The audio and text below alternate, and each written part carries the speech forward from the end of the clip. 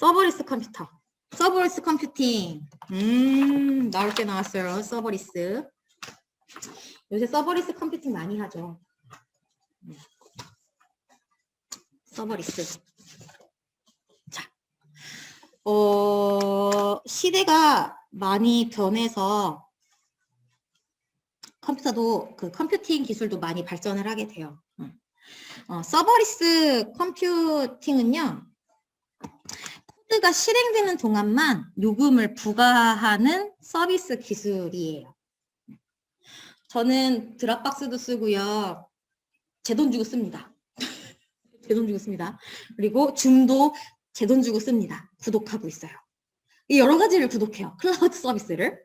근데 제가 쓰지 않아도 돈이 항상 빠져나가요.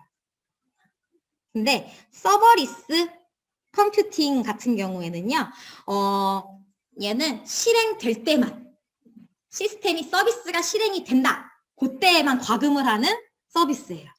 그런 기술이에요. 그래서 이 부분이 키포인트죠. 코드가 실행되는 시간 동안만 요금을 부과하는.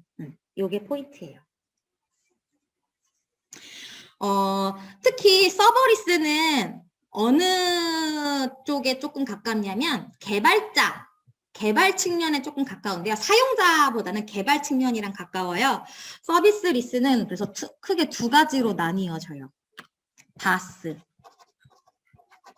그 다음이 파스. 위에 바스는요, 백엔드예요. 백엔드.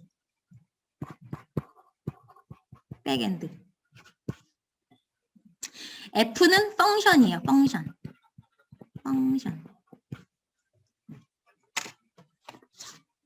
개발자가 이제 개발을 합니다. 개발을 하려고 해요. 요즘에는 개발하기 위해서 장비를 사지 않아요. 장비 안 사요. 개발한다 라고 하면 노트북 던져주고요.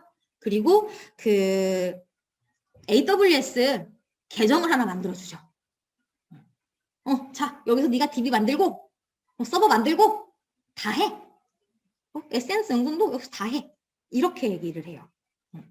옛날에는 장비부터 막 샀어요. DB 만들고 뭐 서버 만들고 이랬는데 그게 아니라 백엔드 애저 서비스라고 해서는 앱을 만드는 데에만 충실하게끔 소프트웨어를 개발하는 데에만 충실하게끔 도와주기 위해서 그 개발에 필요한 뒷단들 네트워크, 뭐 서버, DB 이런 것들을 클라우드 형태로 서비스하는 걸 바스라고 얘기를 해요. 바스.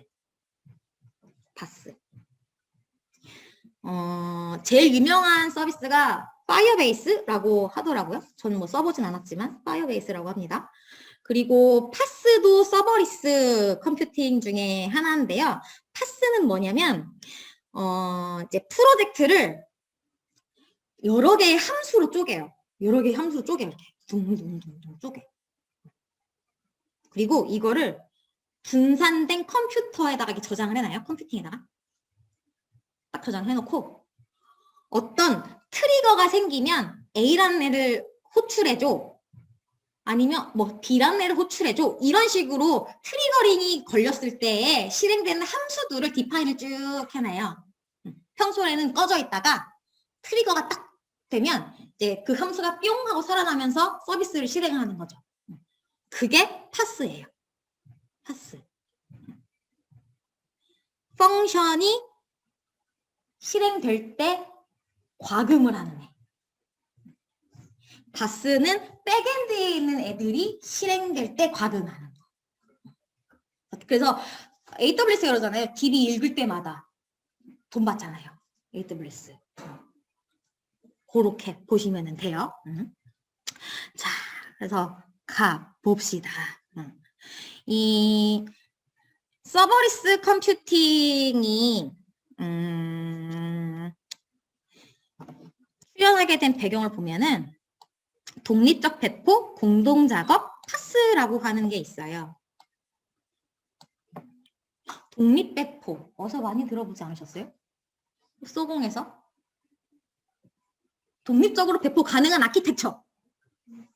그렇지. 마이크로 서비스 아키텍처. MSA. 맞아요. 오! 공부 많이 하셨군요. 10분이 지났는데. 10일도 더 지났는데. MSA를 기억하시네요. 네. MSA. 요렇게 가다 보니까 우리는 MSA 독립적으로 배포를 하고 항상 쓰지 않아. 그리고 이 MSA를 여러 개를 배포를 했는데 이게 쓰지도 않는 때마다 계속 과금이 되면 돈이 얼마나 아깝겠어요. 그러니까 이제 실행될 때만 돈을 받게끔 하겠다라고 이제 트렌드가 바뀐 거죠. 꺼져 있으면 안 받을게. 킬 때만 돈 받을게. 이런 식으로 가는 거예요. 그래서 MSA에서 중요하게 다루었던 키워드가 여기에도 나와요. 뭘까요?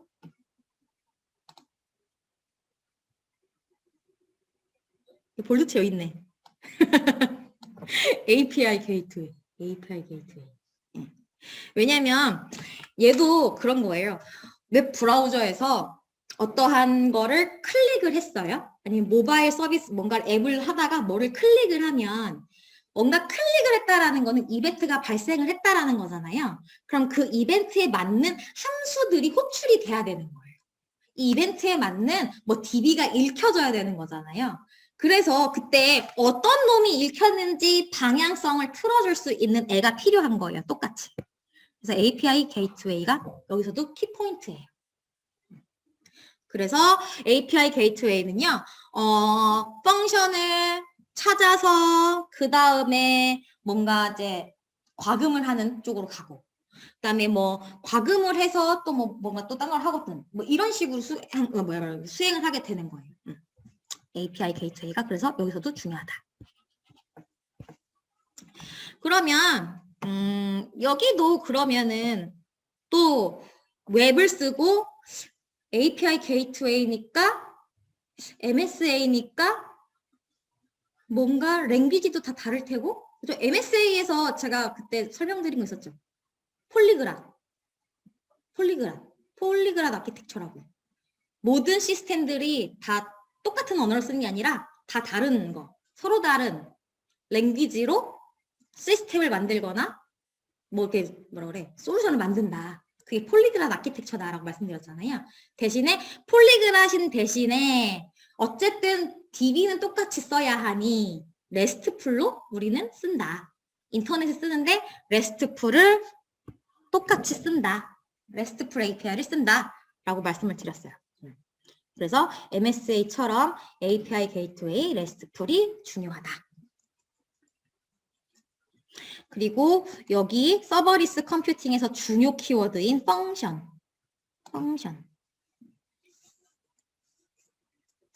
얘는 함수가 수행될 때마다 과금이 돼요.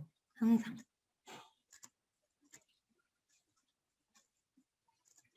그리고 여기에는 안 써 있는데 서버리스 컴퓨팅의 중요 특징 중에 하나는 스테이트리스라고 하는 게 있어요. 스테이트리스. 상태가 없다. 이게 뭔 소리야? 상태가 없다니. 상태가 없어요. 서버리스 컴퓨팅은.